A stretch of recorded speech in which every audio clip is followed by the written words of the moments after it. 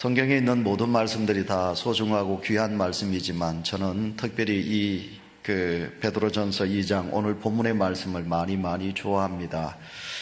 오늘 말씀의 제목이 그리스도의 발자취라는 제목입니다. 또 다르게 표현하자면 그리스도를 본받아, 그런 제목이 되겠습니다. 사람들은, 특히 젊은 세대들은 남이 하는 것을 잘 따라하기를 원합니다. 친구들이 머리를 볶으면 나도 한번 머리를 볶아봤으면, 남들이 머리에 염색을 하면 나도 좀 염색을 해봤으면, 예쁜 액세서리를 이렇게 목에 걸고 다니면 나도 저것을 해봤으면 하면서 그렇게 따라하곤 합니다. 여러분, 우리나라는 세계에서 성형수술을 가장 잘하는 나라 중에 하나입니다. 그래서 중국에 있는 청소년들이나 해외에 있는 많은 사람들이 우리나라에 와서 성형수술을 받습니다. 그 성형수술을 받을 때 우리나라 한류 스타들의 이름을 대면서 코를 그렇게 만들어 주십시오, 얼굴을 그렇게 만들어 주십시오. 그런데 원판은 아닌데 아무리 따듬는다고, 아무리 그렇게 한다고 해서 장동건이가 되고 여러분 김태희가 될 수 있겠습니까? 그러나 우리는 다 그렇게 탤런트나 아니면 유명인들이 하고자 하는 것을 따라하고 싶은 본능이 모든 우리 인간들에게 있는 것 같습니다. 사람은 모두 누군가를 모델로 해서 살아가고 있습니다. 어릴 때는 우리 부모님이 모델입니다. 아들은 아버지가 이 세상에서 제일 존경스러운 사람입니다. 그래서 나는 아버지 같은 사람이 되리라. 딸이 생각합니다. 우리 아빠는 이 세상에서 제일 우리를 사랑하니까 나는 나중에 크면 우리 아빠 같은 사람을 신랑으로 맞이하리라. 또 아니면 딸들이, 우리 엄마가 이 세상에서 제일 예쁘니까 나는 우리 엄마 같은 사람을 내가 되어야 되겠지. 이렇게 아들과 딸들은 부모님을 이렇게 모델로 삼기도 합니다. 조금 자라서 이제 학교에 들어가게 되면 선생님들이 모델이 되기도 하지요. 이제 사춘기가 들어가면 연예인들이 모델이 되기도 합니다. 그래서 그 모델들이 그들이 꿈꾸고 있는 것을 이제 자기들도 생각하면서 따라가기를 원합니다. 책을 많이 읽는 학생들은 책 속에 나오는 위대한 위인들을 모델로 삼기도 하기도 합니다. 그런데 누군가를 모델로 정해서 그 사람을 따라야 하려고 할 때 성공한 사람, 인기가 있는 사람, 인격적인 사람, 다른 사람들이 보면 다 존경할 만한 사람들을 따라한다면 얼마나 좋겠습니까? 그런데 인기도 없고 실패하고 누가 봐도 별 볼 일 없는 사람을 따라한다면 그러면 화가 날 것입니다. 그것은 옳지 않는 일이라고 생각될 것입니다. 엄마들이 아기를 가지면 이제 아들을 가졌다 그러면 이제 정우성 사진을, 아니면 소집섭 사진을, 장동건 사진을 싱크대 앞에 딱 붙여놓고 이제 밥할 때마다 배를 만지면서 얘야 너는 장동건 같이 잘생겨야 돼. 아니면 딸을 가졌습니다. 사진을 붙여놓습니다. 김희선 아니면 김태희 이렇게 사진을 붙여놓고 아이고 내 딸아 너는 저렇게 예뻐야 돼. 그렇게 엄마들이 그렇게 사모하는 마음으로 그 모델을 가슴에 품기도 합니다. 그런데 만약 사진을 붙여놓고, 여러분 박명수 사진을 붙여놓고 전원주 사진을 붙여놓는다면 여러분 그러면 어떻게 되겠습니까? 이와 같이 우리 사람은 누군가를 따라합니다. 또 누군가의 삶을 본받기를 원하는 것이 우리 인간이 아니겠습니까?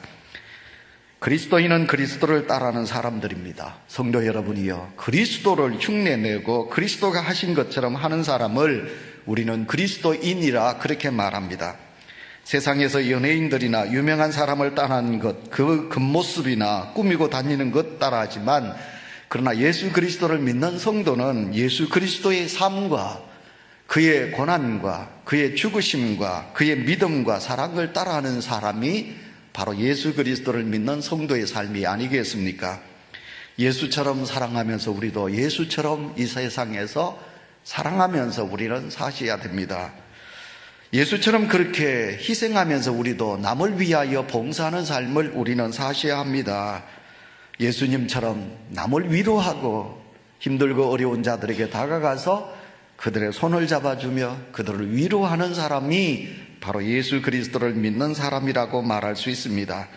만약에 자기가 그리스도인이라고 하면서 예수를 따라하지 않고 다른 것을 따라한다면 그 사람은, 그 성도는 뭔가 착각 속에 사는 사람일 것입니다. 그리스도인이 아니면 얼마든지 우리가 말을 마음대로 할 수도 있고 마음대로 살아도 됩니다. 그러나 우리는 그리스도인입니다. 누가 뭐래도 세상 사람들은 저 사람은 예수 믿는 사람이다. 우리가 살고 있는 아파트 현관문에 울산 온유교회 교인 교패가 붙어져 있습니다. 그렇기 때문에 세상 사람들이 우리를 아는 것입니다. 그래서 그리스도인처럼 살지 않으면 우리는 하나님의 영광을 가리게 되는 것입니다. 오늘은 사순절 4번째 주일입니다. 사순절이 깊어갑니다. 여러분에게 제가 묻겠습니다. 이 사순절이 되면 여러분에게 무엇이 단어가 생각이 나나요? 무슨 단어가 생각이 나나요? 사순절이 되면 우리는 제일 먼저 예수님이 생각날 겁니다. 예수님의 십자가가 생각날 것입니다. 사순절이면 경건, 사순절이면 묵상, 사순절이면 은혜, 사순절 기도, 죄, 그리고 회개가 떠오를 것입니다. 우리 온유교회 성도들은 이 많은 단어 중에 오늘 설교를 들으시면서 여러분은 꼭 죄에 대한 것을 생각하고 설교를 들으시고 회개에 대한 단어를 생각하시면서 이 설교를 들으시기를 바랍니다. 오늘 본문 말씀 2장 19절 20절 우리 그리스도인들이 살아야 가야 될 모습에 대해서 이야기하고 있습니다. 그리고 그렇게 살기 위해서는 우리보다 먼저 그렇게 사셨던 예수님을 따라가야 된다고 21절에 발자취라는 단어가 본문 속에 나오고 있습니다. 다시 말씀드리지만 우리 예수님이 그렇게 사셨기 때문에 예수님만 따라가면 바로 그렇게 우리는 살면 하나님의 영광이 나타나게 되는 것입니다. 그리스도인의 모습이 어떠해야 되는지 19절 말씀에 이렇게 말합니다. 부당하게, 여러분 이 부당하게란 말은 억울하게, 전 개역 성경에서는 애매히라고 말했습니다. 우리가 사는데 애매히 고난을 당하고 억울하게 고난을 당할 때 어떻게 살라고 그랬습니까? 여러분 그 고난을 당했다, 억울하게 고난을 당했다, 애매히 고난을 당했다, 애매히 고난을 당할 때 예수 그리스도를 믿는 성도는 하나님을 생각하라고 그랬습니다. 하나님을 생각하면 이는 아름답다, 아름답다. 여러분 19절 말씀에도 아름답다, 20절 21절에도 보시면 아름답다고 그랬습니다. 여러분 우리가 이 세상을 살아가면서 고난을 당할 때, 근데 그 고난이 내가 지은 고난이 아니라 내가 선을 행하다가 내가 고난을 당할 때 하나님을 생각하면 그것은 아름답다고 성경은 우리에게 말씀하고 있습니다. 2000년 전 초대교회 성도들이 예수님 때문에 너무 많은 고난을 당했습니다. 땅속에 아니면 굴 속에 톱에 켜이기도 하고 매를 맞기도 하고 예수님 때문에 너무너무 많은 그리스도인들이 고난을 당했습니다. 그래서 베드로는 초대교회 성도들에게 너희들이 부당하게 고난을 당하고 있다. 그 고난은 선한 고난이다. 그런 선한 고난을 당할 때마다 억울하다고 생각하지 말고 하나님을 생각하라. 그리하면 아름다운 것이니라. 우리가 살고 있는 세상이 악하거든요. 선한 삶보다 악한 이들이 많이 있더라고요. 어떻게 말하면 선한 사람도 많이 있지요. 근데 여러분 큰 소리 치는 사람이 이긴다고 하잖아요. 그러니까 선한 사람은 묵묵하게 말없이 살아가고 여러분 선하지 않는 사람은 큰 소리 치면서 살아가는 세상에 살아요. 그러다 보니까 선을 행하면 우리에게 너무너무 많이 부단한 고난이 우리에게 다가오고 있습니다. 자, 우리 중에 선을 행하다가 고난을 당하는 사람이 있습니다. 일제시대 때 독립운동하기 위하여 고향을 버리고 이 산천을 버리고 저 추운 간도 만주 땅에 가서 일제들과 앞서서 싸우다가 당신은 죽으면 되지만 그 사랑하는 자녀 손들이 너무너무 독립운동하는 아버지 때문에 학교도 가지 못하고 가난하게 살다가 그렇게 억울하게 사는 후손들이 이 땅에 참 많이 있다는 거지요. 독재에 반대해서 민주화 운동을 하다가 억울하게 옥살이하고 심지어는 목숨까지 잃은 사람도 이 땅에 얼마나 많이 있는가요? 납치범에게 끌려가는 그 여인을 도와주기 위하여 나서다가 그 납치범이 휘두르는 칼날에 죽어가는, 억울하게 죽는 이들도 이 땅에 있는 거지요. 그러니 오늘도 우리가 살아가는 이 세상 속에 우리 예수님처럼 힘들고 어려운 사람들에게 뭔가 선한 일을 하다가 낭패를 보는 이들이 우리 속에는 있는 것입니다. 아니면 땅끝까지 복음의 증인이 되라. 이 땅에서도 목회할 곳이 많이 있는데 참 많이 공부하고 설교도 잘하고 인격도 있고 능력의 주의 종들이 이 땅의 모든 것을 버리고 저 이국 멀리 나가서 아마존강, 아프리카 땅, 저 아랍 지역에 가서 예수 그리스도의 복음을 전하다가 참으로 희생하고 죽어갔던 이 땅의 선교사들도 많이 있는 거지요. 예, 그분들은 고난을, 애매히 억울한 고난을 당하지요. 선을 행하다가 고난을 당하지요. 그런데 하나님께서 우리에게 말씀하십니다. 그런 고난이 네게 있느냐? 온유교회 성도 여러분, 여러분들이 주의 일 감당하시다고 고난을 당하고 있습니까? 여러분, 그 고난이 여러분 어때야 됩니까? 하나님을 생각하십시오. 하나님을 생각하면 하나님이 아시고 하나님께서 갚아주시고, 그래서 하나님이 아름답다고 말씀하고 있습니다. 하나님을 생각하며 참는다는 것은 무엇일까요? 군대 이야기 해야 되지요. 아들들이 군대 갑니다. 제일 먼저 훈련소 가잖아요. 3일 훈련 받고 이제 훈련소 들어갑니다. 아이고, 저는 여러분들이 알듯이 수영연대 들어갔으면 3일 만에 군복 입고 훈련소 가야 되는데 19일 동안 제가 그 장정 생활을 수영연대에서 했습니다. 그게 너무너무 힘이 들었습니다. 여러분, 그때마다 교회 가서 찔찔 짰지요. 드디어 이제 훈련소 들어갑니다.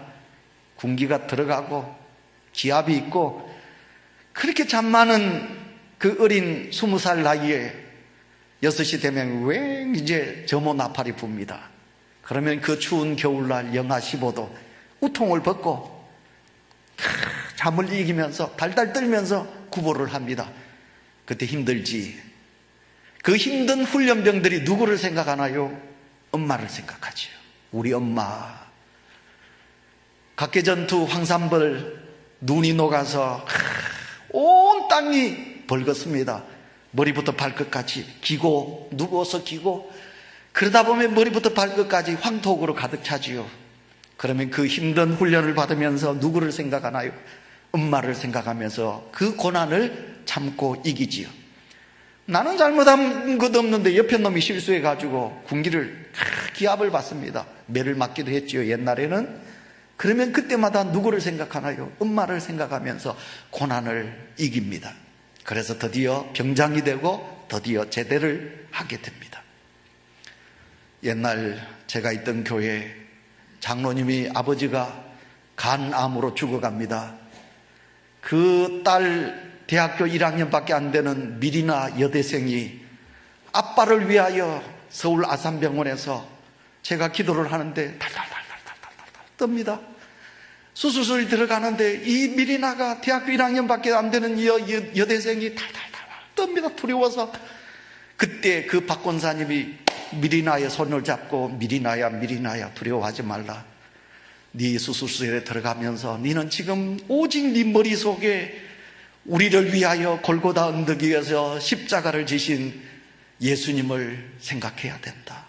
예수님을 생각해야 된다. 하나님을 생각하면서 괴로움을 참고 이긴다는 것, 훈련병이 어머니를 생각하면서 훈련병이 그 고난을 이기고 수술실에 들어가는 딸이 예수 그리스도의 골고다 십자가를 생각하면서 두려움을 이기는 것, 그것을 말하는가요? 그보다는 하나님이 하실 일, 하나님의 사랑의 역사를 마음속에 새기면서 지금 내가 당하는 일이나 이 일이 하나님의 영광을 위한 일인가? 그러니 억울하고 원통하기보다는 하나님의 영광을 위해서 내가 선을 행하다가 내가 억울한 일을 당하여도 내가 이 억울한 고난을 참고 이기면 나로 통하여 하나님의 영광이, 하나님의 역사가 나타날 것이다. 그러니 초대교회 성도들아, 온유교회 성도들아, 선을 행하다가 너희가 고난을 당하느냐? 하나님을 생각하라. 그리하면 하나님께서 나를 지켜주시고 이 모든 고통에서 구원해 주실 것이라는 소망을 우리에게 허락해 주실 줄 믿습니다. 하나님을 신뢰하고 구원의 손길을 기다리는 것, 하나님께 소망을 두는 것을 의미합니다. 그렇게 하나님이 주시는 힘으로 하나님을 신뢰하고 의지하는 믿음으로 고난을 이기는 것, 억울하게 고난을 당할 때, 선을 행하다가 고난을 당할 때 실망하거나 낙심하지 말고 믿음을 지키고 믿음의 성도는 계속적으로 선을 위하여, 더 나아가 하나님의 영광을 위하여 살아가야 될 줄 믿습니다. 하지만 이게 그렇게 쉬운 것이 아니거든요. 왜냐하면 우리는 인간이기 때문에 그렇습니다. 아무나 할 수 있는 일도 아니고 아무도 기꺼이 그렇게 하기를 원하지 않는, 누구라도 피하고 싶은 일이 아니겠습니까? 그러면 어떻게 그렇게 할 수 있겠습니까? 오늘 성경은 우리에게 말씀합니다. 내가 인간이기 때문에 못한다. 그러면 어떻게 해야 되느냐? 예수 그리스도의 발자취입니다. 예수 그리스도를 본받으라. 예수 그리스도를 본받으라. 히브리서 12장 1절 2절에 너희가 예수 그리스도를 바라보라고 말씀하고 있습니다. 예수님을 따라서 예수님이 하셨던 것처럼 하면 됩니다. 예수님은 우리를 위하여 고난을 당함으로써 우리가 예수님처럼 발자취를 따르게 하시려고 우리에게 예수님은 본이 되어 주셨습니다. 역할 모델이라는 것이 있습니다. 다시 부모 이야기를 해야 되겠습니다. 사람은 이 땅에 태어나면 누구를 봅니까? 부모를 봅니다. 그래서 저는 어쩌든지 청년들 시집 장가 갈 때, 특히 믿음의 성도들은 그 가정의 가문을 봐야 돼요. 여러분, 그거 못 보면 그 자식은 실패합니다.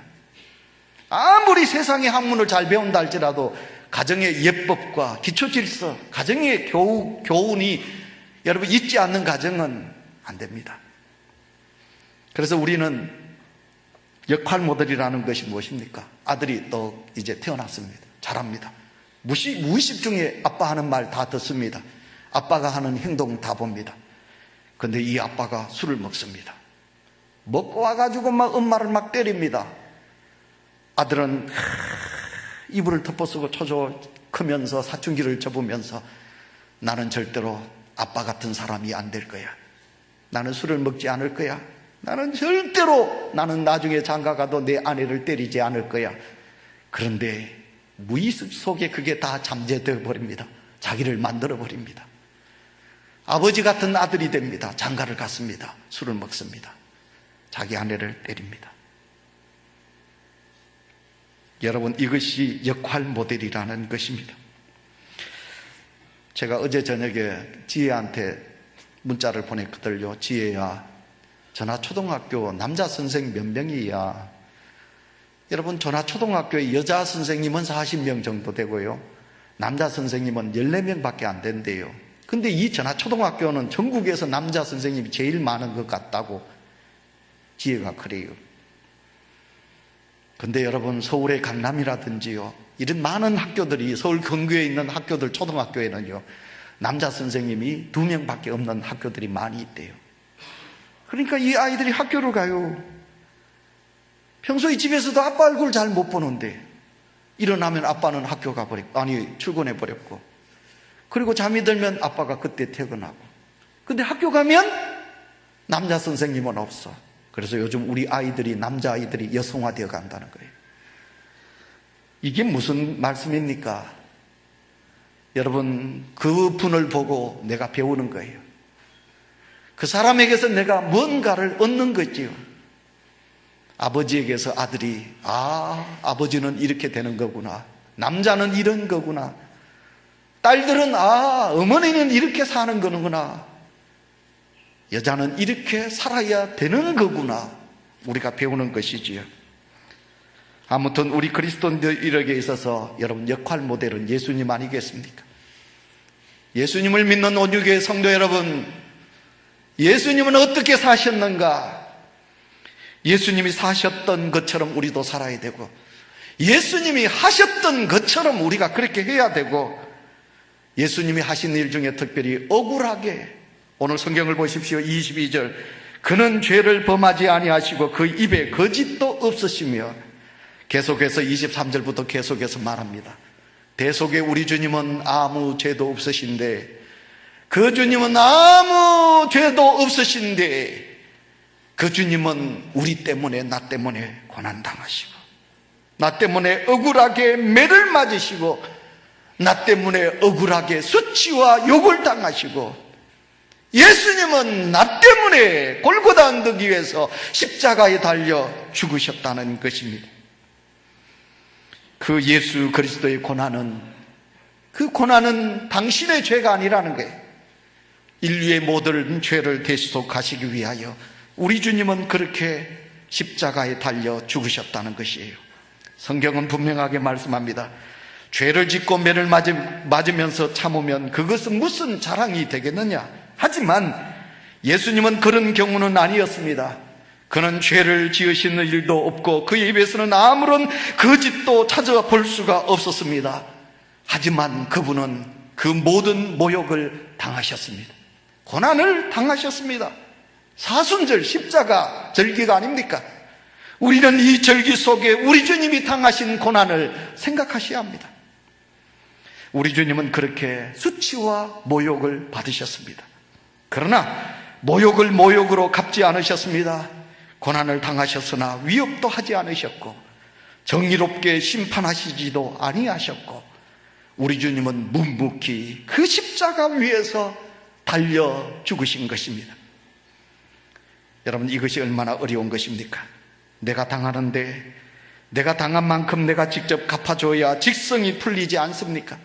내가 지금 모욕을 당했는데, 내가 네 때문에 내가 고난 중에 있는데, 나를 모욕하고 나를 괴롭힌 사람에게 안갚음을 해야 하지 않겠습니까?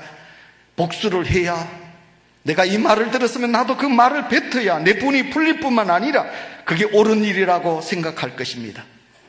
옳지 못한 일을 그냥 덮어두면 사회가 어지러워지고, 저 부당한 일을 그냥 덮어주면 이 세상은 정의가 사라진다고 우리는 생각하고 있지 않습니까?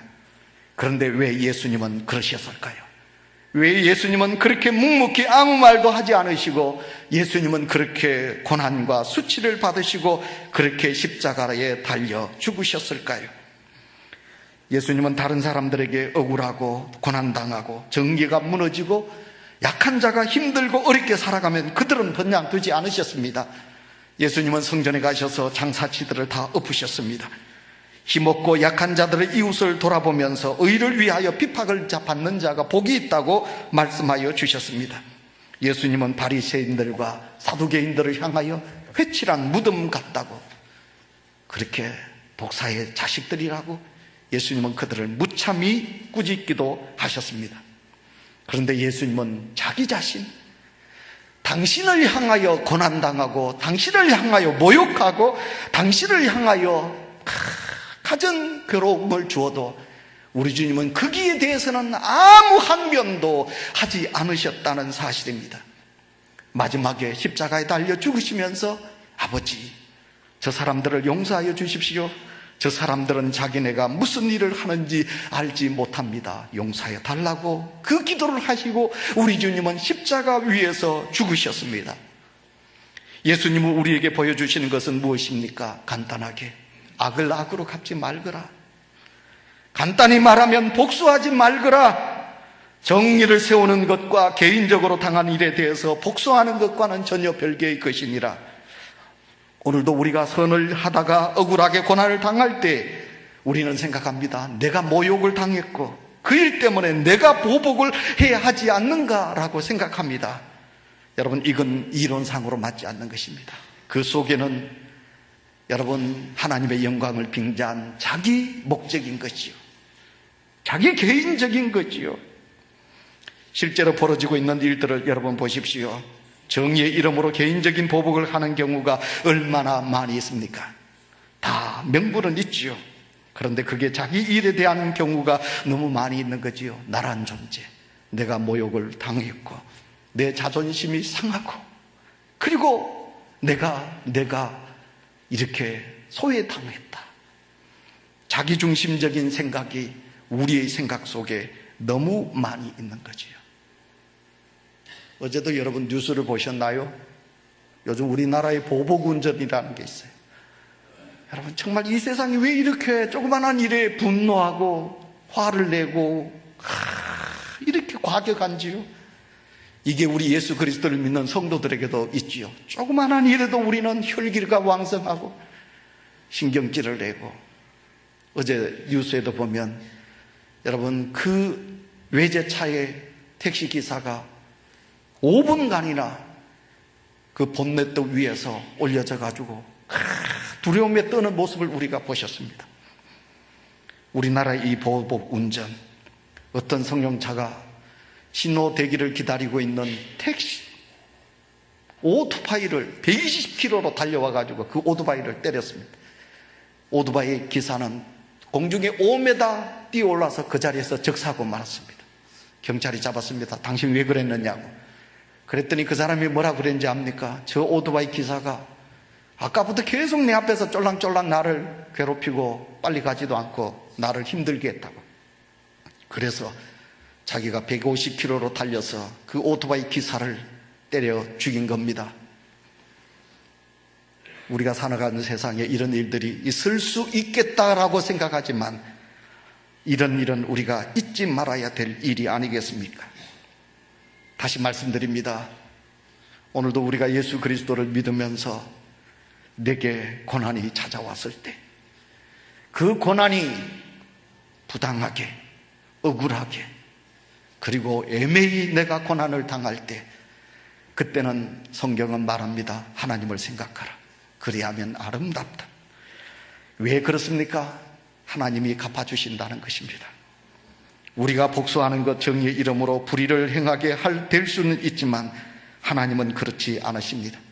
하나님은 너무나 공정하게, 너무나 정의롭게 옳고 그름을 분별하셔서 하나님의 정의를 기준으로 재판하시고 하나님께서 처벌을 하신다는 것입니다. 그런데 우리가 그렇게 하나님께 맡기지 못하는 것, 그것은 내게 믿음이 부족한 거지요. 우리가 억울하게 고난을 당하고 선을 행하다가 고난을 당할 때 오늘도 우리가 직접 복수하겠다고 나서는 그것은 어떻게 보면 정의를 빙자한, 포장한 나의 욕심이 아니겠습니까? 하나님이 정의롭게 심판해 주실 것이라는 것을 믿지 못하니까 내가 직접 하겠다고 나서는 것이라는 거지요. 하나님의 뜻은 내가 선한 일을 하면서 억울하게 사는 것이지 정의의 이름으로 복수하고 갚아주게 하는 것은 아니라는 것입니다.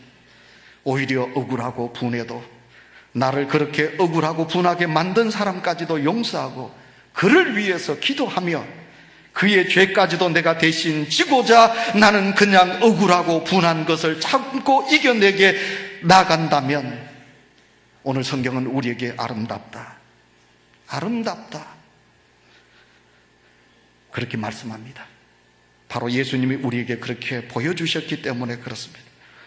예수님이 그렇게 하셨기에 우리가 구원받은 것입니다. 예수님이 그렇게 하지 않으셨다면 우리는 구원받을 수 없습니다. 우리는 다 죽을 백성입니다.